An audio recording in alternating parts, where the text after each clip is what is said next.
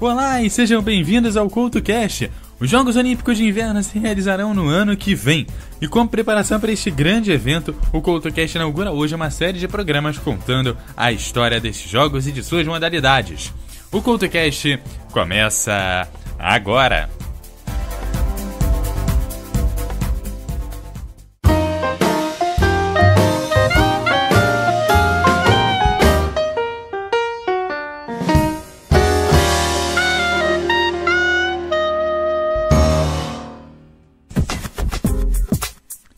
Olá e sejam bem-vindos ao CoutoCast, hoje te contando um pouco da história dos Jogos Olímpicos de Inverno. Sua história começa em 1924, quando ocorreu a Semana Internacional de Esportes de Inverno na França. Apenas 2 anos depois, o Comitê Olímpico Internacional, o COI, decidiu dar o estatuto dos Jogos Olímpicos àquela competição, que passaria a acontecer regularmente.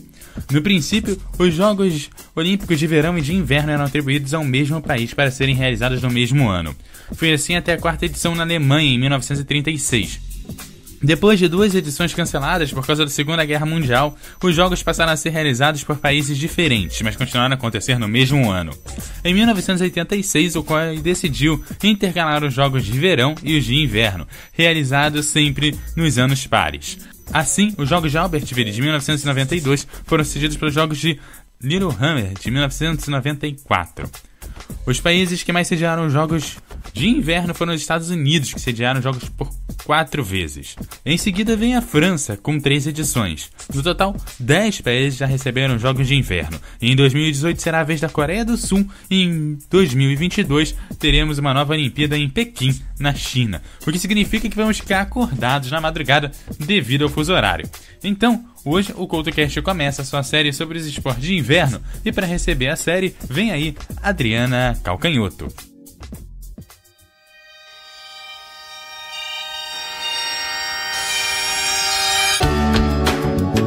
No dia em que fui mais feliz, eu vi um avião se espelhar no seu olhar até sumir.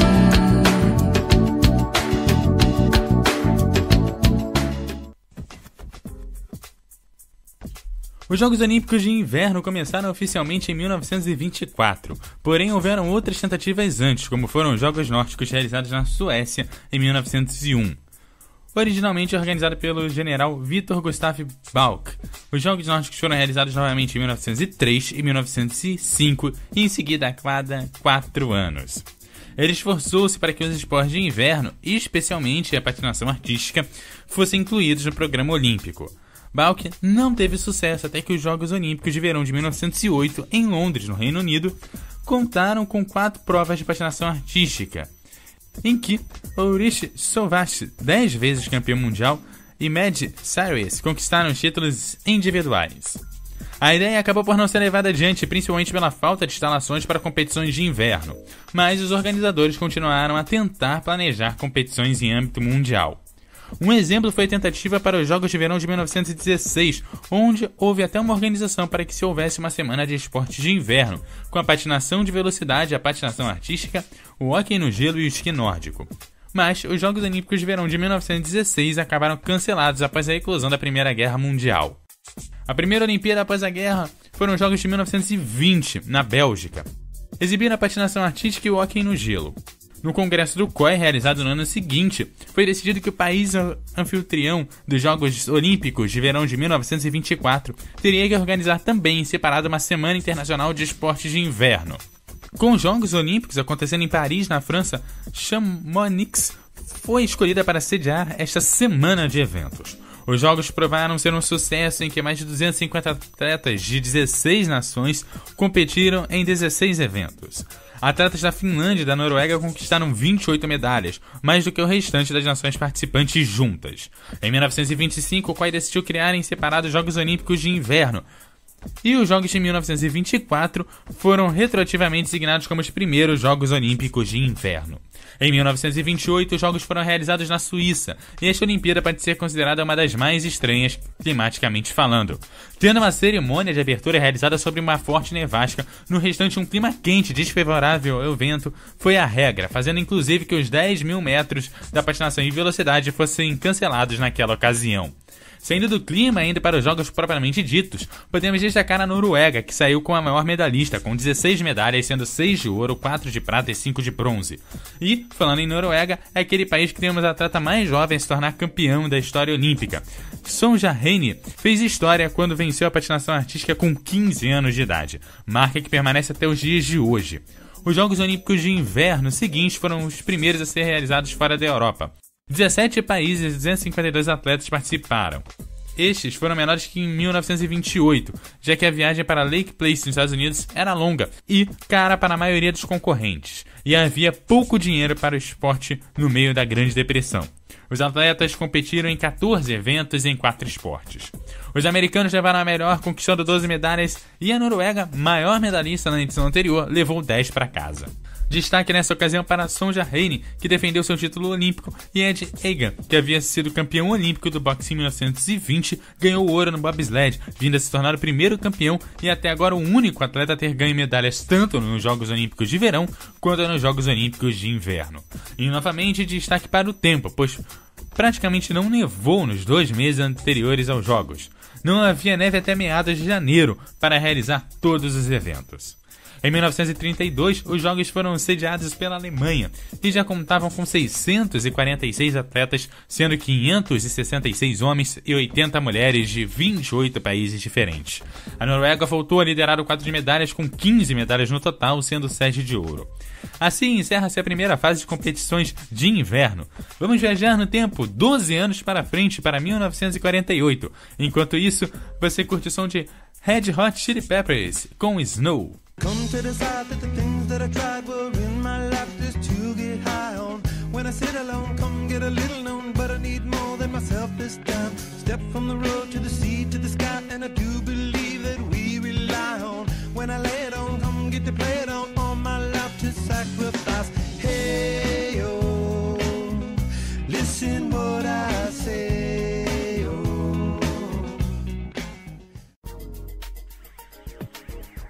E o CoutoCast continua falando sobre as Olimpíadas de Inverno.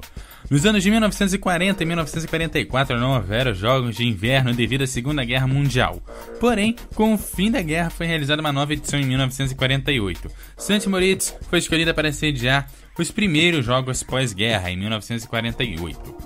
Por causa da neutralidade da Suíça, a cidade tinha sido intocada pela Segunda Guerra Mundial. Com a maioria dos locais já haviam sido construídos para os Jogos de 1928, St. Moritz foi uma escolha lógica, vindo a se tornar a primeira cidade a sediar uma Olimpíada de Inverno por 2 vezes.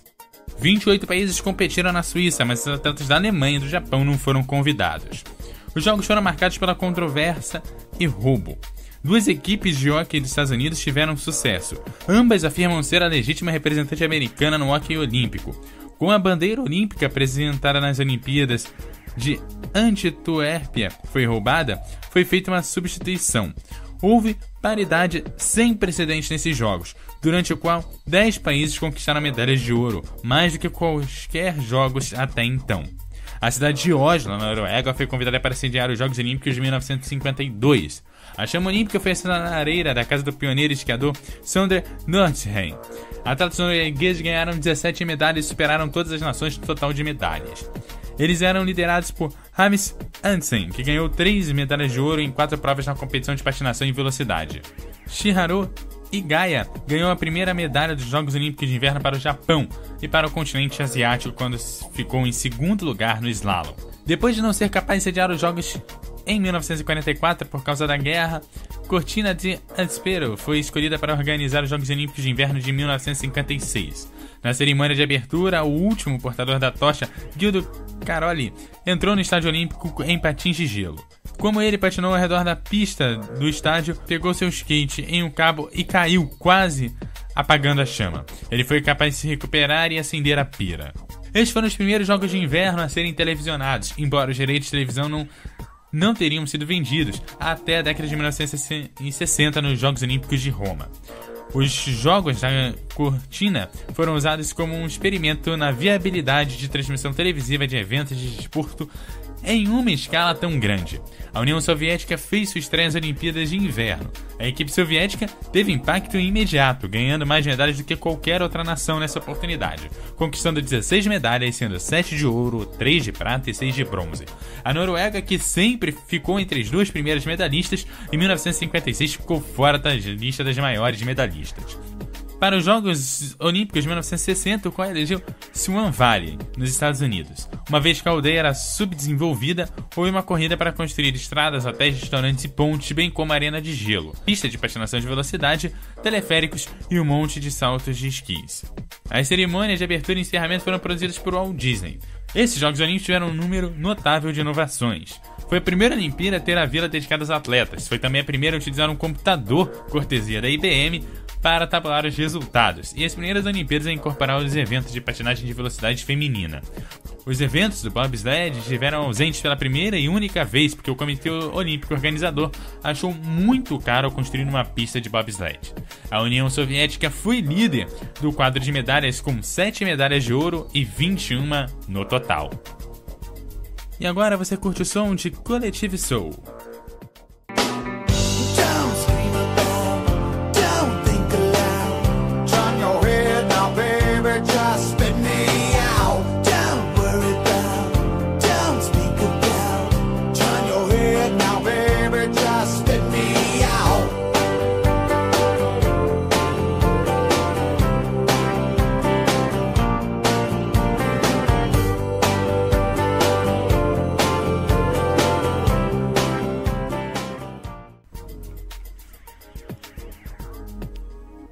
E o CultoCast segue falando da história das Olimpíadas de Inverno, que nesse momento chega a 1964.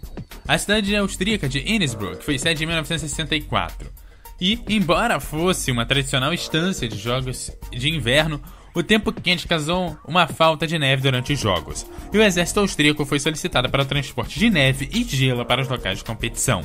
A patinadora de velocidade soviética Lidia Stroplikova fez história ao ganhar 4 provas da patinação de velocidade.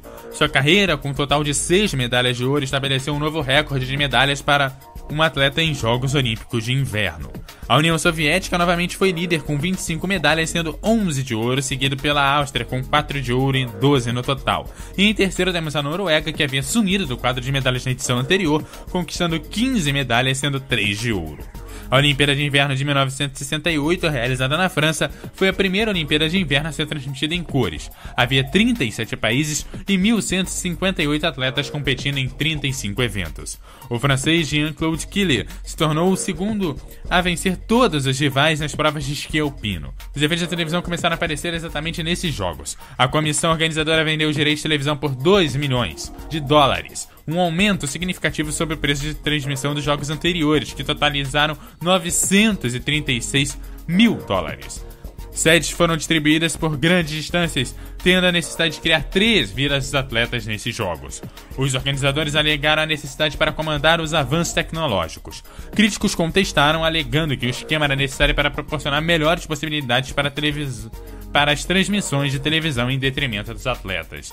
Nesta edição, a Noruega volta a liderar o quadro de medalhas com 6 de ouro e 14 no total, seguida da União Soviética com 5 medalhas de ouro e 13 no total. Os Jogos de Inverno de 1972, realizados em Sapporo, no Japão, foram os primeiros sediados fora da América do Norte e da Europa. A questão do profissionalismo se tornou muito polêmica durante esses jogos. 3 dias antes da Olimpíada, o presidente do COI ameaçou excluir um grande número de esquiadores alpinos de competir, porque eles participavam de um acampamento de esqui em Mountain, nos Estados Unidos. O presidente do COI argumentou que os esquiadores tinham se beneficiado financeiramente de seu estatuto de atletas amadores. Finalmente, apenas um atleta austríaco que ganhou mais que qualquer outro esquiadores não foi autorizado a competir. O Canadá recusou participar dos torneios de hóquei no gelo de 1972 e 1976 em protesto contra a impossibilidade de utilizar jogadores das ligas profissionais. Francisco Ochoa se tornou o único espanhol a ganhar uma medalha de ouro na Olimpíada de Inverno, quando triunfou no slalom. A União Soviética foi líder com 16 medalhas, sendo a metade delas de ouro. Originalmente, os Jogos de Inverno de 1976 foram concedidos a Denver, nos Estados Unidos, mas o aumento de 300% nos custos e preocupações sobre o impacto ambiental levaram a uma rejeição dos moradores do estado do Colorado. Depois de muitas negociações, a Áustria sediou os Jogos. Aqui, pela primeira vez na história, o Bob Stacey e o Lutz compartilharam da mesma pista em Iglitz. Outro destaque foi a conquista da 4ª medalha de ouro seguida pela União Soviética no hóquei no gelo. Em 1980, os Jogos Olímpicos de Inverno voltaram para Lake Placid, que havia sediado em 1932 os Jogos de Inverno. O primeiro e até agora único boicote dos Jogos Olímpicos de Inverno ocorreu nos Jogos de 1980, quando a equipe de Taiwan se recusou a participar devido ao fato do COI reconhecer a República Popular da China como membro, e a ilha ser forçada a mudar de nome, bandeira e hino nacional para continuar competindo nos Jogos. O patinador americano Eric Heiden estabeleceu tanto um recorde mundial e olímpico em cada um dos 5 eventos que competiu. Henning Wenzel venceu o slalom e o slalom gigante. Em seu país, o Liechtenstein tornou-se a menor nação a produzir um medalhista de ouro olímpico. No milagre no gelo, a equipe de hóquei americana venceu os favoritos soviéticos e acabaram por conseguir a medalha de ouro. E como foi grande esse milagre de ouro para os americanos. Os quase amadores jogadores de hóquei americano tiveram que jogar contra os ditos soldados soviéticos que tinham a obrigação de levar a medalha para casa. O jogo histórico foi em 22 de fevereiro de 1980, pela primeira rodada da fase final. O primeiro período terminou com um empate em 2-2, sempre com os soviéticos abrindo vantagem. Após o segundo gol americano marcado por Mark Johnson, Timothy se irritou e tirou Triek, substituindo pelo goleiro reserva, Vladimir Mishkin. No segundo período, os soviéticos abriram 3-2. Johnson marcaria seu segundo gol e empataria no terceiro período em 3-3. 2 minutos depois, a 10 minutos do fim, o capitão Mike Eruzione, um jogador apenas mediano, marcou o gol da vitória americana. A cena de Eruzione comemorando o gol é famosa. Ainda havia 10 minutos de jogo para segurar. Os olhares de jogadores e torcida dividiram-se entre o cronômetro e o goleiro americano Jim Craig, um dos principais responsáveis pela vitória no ringue. Craig parou 36 de 39 chutes soviéticos, incluindo 9 no terceiro período.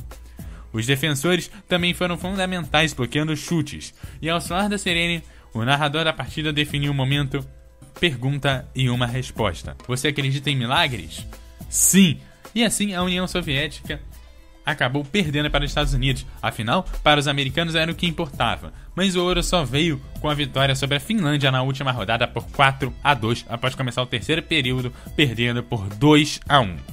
Porém, pelo lado da União Soviética, se tinha perdido para os Estados Unidos no hóquei, deram uma lavada no quadro de medalhas, conquistando 22 medalhas no total, sendo 10 de ouro, contra 12 no total dos Estados Unidos. Com esse milagre, o CoutoCast vai ficando por aqui, e semana que vem continuamos contando a história dos Jogos Olímpicos, a partir das Olimpíadas de 1984. Além de contar quais são as modalidades das próximas Olimpíadas, e até janeiro vou ampliar as principais modalidades para que você esteja pronto para os Jogos Olímpicos de Inverno. E você já sabe, você me segue como @EduardoCoutoRJ no Twitter, e no Facebook você também me acha como EduardoCoutoRJ. Deixe seu comentário em eduardocoutorj.wordpress.com e até a próxima!